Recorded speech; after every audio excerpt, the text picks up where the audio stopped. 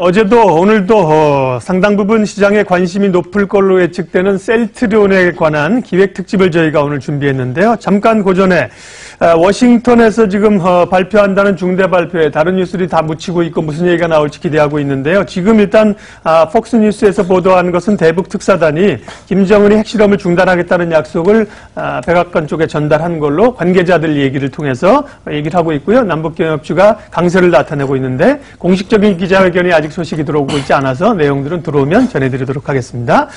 말씀드린 것처럼 셀트리온의 코스피 200 지수 특례 편입 이후에 셀트리온은 어디로 갈 것인가 오늘 특집으로 분석하겠습니다. 두 분 함께 분석하겠습니다. 장기환 유안타증권 스타 PB센터 이사 그리고 김민진 팀장님 함께 해주고 계신데요. 분석하겠습니다. 장기환 이사님은 또 이제 회사를 옮기셨군요. 저희에게 좋은 정보들 많이 주고 계신데 오늘은 셀트리온 얘기입니다. 이 코스피 200 편입 이후에 이제 수급 흐름이 굉장히 중요하죠. 그 전날 이제 테마스에게 좀 노이즈가 있기도 했었는데요. 가장 중요한 게 수급이 앞으로 어떻게 될까요, 이사님? 네, 그 셀트리온 보면은 참 어떻게 보면은 저는 일단 안타까운 마음을 일단은 많이 갖습니다. 왜요? 네. 테마스액이 어제 이제 블록 딜을 했지 않습니까? 근데 우리 이제 기관의 그 투자나 매매 형태 여러 가지 이런 걸 보면은 우리 약간의 그 뒷북치는 그런 흐름을 많이 하고 초도의 어떤 좋은 종목을 발굴해서 좀 국민연금 같은 경우도 크게 좀 이익을 냈으면 하는데 그렇지 못한 게 이제 개인적인 그 감정이고요. 최근 들어서 보면은 국민연금도 많이 사고 있습니다. 이런 수급에서 보면 올해도 한 4,700억 정도를 이제 매수하는 이런 거로 나타나 있는데 좀 약간 좀 고평가 논란인 시점에서의 매매 흐름 참 판단하기는 어렵죠. 그렇지만 우리가 이제 주가는 흐름은 가고 있을 때는 가고 있다. 계속해서 움직이는 쪽으로는 일단 방향이 전환되어 있는 것은 맞고요. 우리가 이제 셀트리온이라든가 삼성 바이오로직스 이런 흐름을 보면은 아직 추세는 살아있는 이런 흐름을 지속적으로 보고 있다. 이렇게 보기 때문에 올해도 역시 이제 제약 바이오를 중심으로 움직이는 이런 흐름에서 셀트리온과 삼성 바이오로직스 이 두 종목은 그 최선단에 나타나 있을 가능성이 큽니다. 그래서 아직은 수급은 오늘이야 뭐 그렇겠지만 큰 흐름에서는 일단 테마색이 팔고 나가는 이런 악재. 이거 하나 또 판단하셔야 될 게 뭐냐면은 지금 정도의 셀트리온 가격은 누구나가 다 이익을 보고 있는 거죠. 몇 사람을 제외한 거의 99% 이상의 이익을 보고 있다. 네. 거꾸로 주가의 향방이 올라갈 때는 지속적으로 보이지만 하락할 때는 그 전체가 매물로도 작용할 수 있다. 이런 것은 언제든지 생각을 하시면서 보실 수 있는 것이 바로 셀트리온의 흐름이다. 이렇게 보실 수 있는데 아직까지 흐름은 괜찮게 유지되는 흐름이 올해도 아마 지속될 게 아니겠느냐. 이렇게 저는 보고 있습니다. 셀트리온의 주가 향방에 대해서 기획 특집으로 진단하고 있습니다. 지금 주가를 보셨겠습니다만 현재는 셀트리온은 2%가량 조정 중인데요. 김민진 팀장님 수급 관련해서 일단 지금 말씀하신 거 조금만 더 이어가겠습니다. 네. 코스피 200 편입에 대한 기대감으로 이제 수급이 기관 매수가 있을 것이라고 해서 오른 거잖아요. 네. 그럼 이제 오늘부터 편입에 들어가게 되면 이제 이후로 들어오는 겁니까? 아니면 기본적인 살만한 사람들은 다 산 겁니까? 그게 제일 궁금하거든요. 사실 이제 기관들에 대한 수량 분석을 정확하게 하는 게 쉽지는 않습니다. 왜냐면은요, 지금 어차피 이제 코스피 200을 추종하는 추정 자금이 대략 한 50조 원 정도 되고요. 네. 그 50조 원 정도 중에 셀트리온에 대한 비중 자체를 4% 정도로 가정을 했을 때 전일 종가나 전전일 종가 기준으로 하면 대략 550만 주 정도의 수량을 가지고 있어야 됩니다. 그리고 어제 실제적으로 동시호가 때 거래됐었던 수량 자체가 350여만 주였기 때문에 그리고 그 이전 테마색에서 나온 물량들, 그 물량들을 필요한 ETF 쪽 매수 수요 처가 가져갔다라고 가정을 하면은요, 사실상 강하게 매수가 들어올 만큼의 수량은 이제는 없다라고 보는 게 맞을 것 같습니다.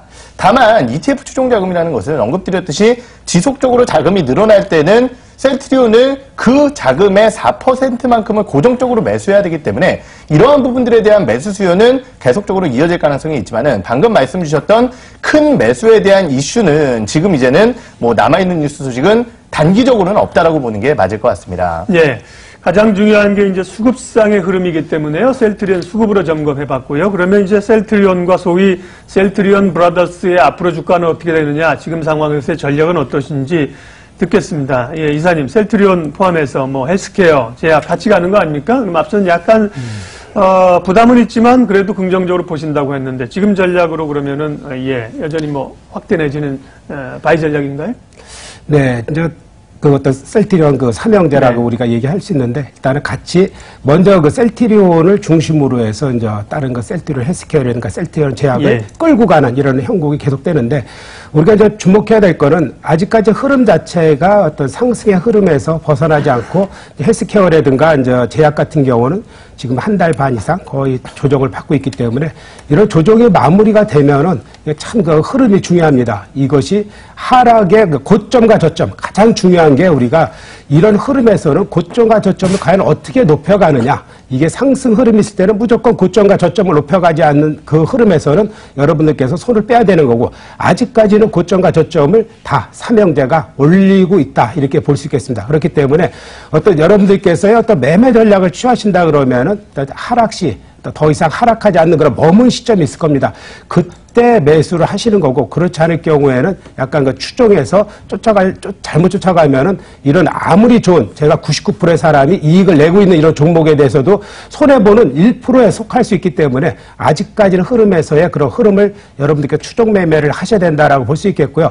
이런 흐름이 올해도 일단은 전체적으로 실적이 정점에 당연한 것이 아니라 전체적인 영업이나 모든 부분에서도 아직까지도 이어지고 있기 때문에 주가도 좀 더 이어질 가능성은 있다. 이렇게 이제 판단을 드리겠습니다. 예.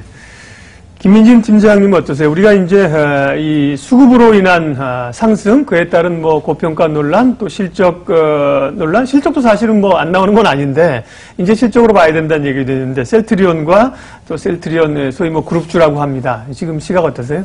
셀트리온이 실적 때문에 올랐다라고 얘기하기에는 굉장히 어려운 부분이 있을 네. 것 같습니다. 그리고 최근에 특히 다시 한번 2차 상승이 나왔던 주가의 흐름은요. 결국은 코스피 200 특례 편입에 대한 수급 수요 기대감, 그것이 지난 주간 반영되면서 주가가 올라온 부분이 대부분이라고 생각을 합니다. 그렇기 때문에 결국은 셀트리온에 대한 주가를 끌어올리기 위해서는 저는 다른 것보다는 뭐 고평가다, 실적이 안 좋다 이런 것이 아니라 결국 뉴스가 있어야 됩니다. 여기서 얘기하는 뉴스 소식이라는 것은요. 우리가 흔히 얘기하는 뭐 온트루잔트의 오늘 뭐 삼성바이오로직스의 온트루잔트가 유럽 쪽 판매가 시작됐다 뭐 이런 얘기가 있었지만은 결국은 그러한 뉴스 혹은 4분기에 있을 임날디의 출시 소식 이러한 부분들이 훨씬 더 중요한 뉴스다라는 생각이 들고요. 언급드렸듯이 저는 지금 자리라고 한다면은 사실상 이 자리에서 위로 갈 것이냐라고 하기보다는 단기적으로 조금은 물량에 대한 출회 가능성을 내비쳐봐야 될 자리가 아닌가라는 생각이 들기 때문에 현재로서는 조금 보수적인 입장을 견지하는 게 좋지 않을까 이렇게 판단해 보도록 하겠습니다. 예. 그러게요. 이제 기회는 있으나 아직까지 있어 보이나 이제 올라온 자리에 대한 부담들은 좀 느끼시는 것 같습니다. 그러면 셀트리온의 이제 코스피 200 편입 관련해서 전반적인 제약 바이오나 바이오 헬스케어 업종에는 어떤 영향을 미칠까요? 시각은 어떨지 이사님 생각 어떠세요? 네, 이제 올해는 아무래도 저는 그 제약 바이오에 해다 이렇게 이제 말씀을 드릴 수 있는데 그 지금 현재 뭐 삼성 바이오로직스나 셀트리온 중심으로 해서 이 시장을 끌고 가고 있고요. 전반적인 그 제약 바이오의 흐름이 확대 조정 이런 식으로 해서 올해는 지속적일 가능성이 있고요. 그렇기 때문에 여러분들께서는 어떤 제약 바이오 중심으로 해서 있죠. 이제 이런 바이오 시뮬러, 셀트리온과 이제 삼성 바이오로직스 그리고 줄기세포 신약. 이런 세 가지 테마로 인해서 여러분들께서 시장을 좁히면서 그 종목이 무조건 가는 게 아니라 한 달, 3개월 이렇게 조정을 받고 움직이기 때문에 그런 시점에 매매 타이밍을 한다 그러면은 올해도 뭐 좋은 수익을 낼 수 있는 그런 충분한 가능성이 있기 때문에 그 흐름은 올해는 분명히 더 간다. 이런 시각을 갖고 조정받은 종목 그리고 항상 그 세 가지 중심에서의 있는 종목 위주로 이렇게 섹터를 좀 좁혀서 하신다 그러면은 분명히 승리하는 그런 올해 그 헬스 그러니까 제약 바이오 해가 되지 않을까 이렇게 생각을 할 수 있습니다. 예, 김민진 팀장님과 말씀해서 이제 마무리하겠습니다. 그럼 지금 말씀드린 것처럼 이제 셀트리온에 관심 있는 분들은 앞으로 어떻게 해야 되는지 다시 한번 정리해 주시고 제약 바이오에 대한 전반적인 전략도 얘기해 주세요. 네, 말씀드렸듯이 우선 셀트리온이 못 간다라는 것은 아닙니다. 네. 결국 이제 좋은 뉴스 소식이 있지만은 상당 부분 수급에 대한 이슈는 반영되었기 때문에 이러한 기대감이 조금 떨어졌다라는 뉴스 소식은 오히려 셀트리온보다는 다른 바이오 쪽으로 이전될 가능성이 있습니다. 그렇기 때문에 단기적으로 셀트리온을 급격하게 접근하는 방식보다는 어느 정도의 매물출의 이후에 접근하는 방식이 좋지 않을까라는 판단을 드려보도록 하고요. 결국은 이제 뭐 장기환 이사님께서 말씀을 주셨지만은 올해 바이오, 셀트리온가 잠시간 흔들렸었던 시장 속에서도 그 밑에 단의 바이오주라고 할 수 있는 신라젠이라든지 바이로메드라든지 네이처셀이라든지 시가총액 상당권의 바이오주들은 상당히 견고한 흐름을 보였었습니다. 그렇기 때문에 이러한 종목군들 위주로의 시장에 대한 대응 전략 혹은 코스닥 시장 내에서의 바이오에 대한 영향력은 무너지지 않았다라는 점을 다시 한번 강조를 드려보도록 하겠습니다. 예. 오늘 셀트리온 코스피 200 지수 이제 편입돼서 오늘부터 거래가 되는 거 아닙니까? 관련해서 시장 영향들 분석해 봤습니다. 뭐 이 시간뿐만 아니라 지금 장중 시간이라 제한이 있고요. 앞으로 여러 코너를 통해서 가장 시장의 화두인 핵심인 셀트리온 그룹에 대해서는 분석을 이어가도록 하겠습니다. 유한타증권 스타PB센터 장기환 이사, 한국투자증권 이프랜드예요. 김민진 팀장 함께했습니다. 수고들 하셨습니다. 네.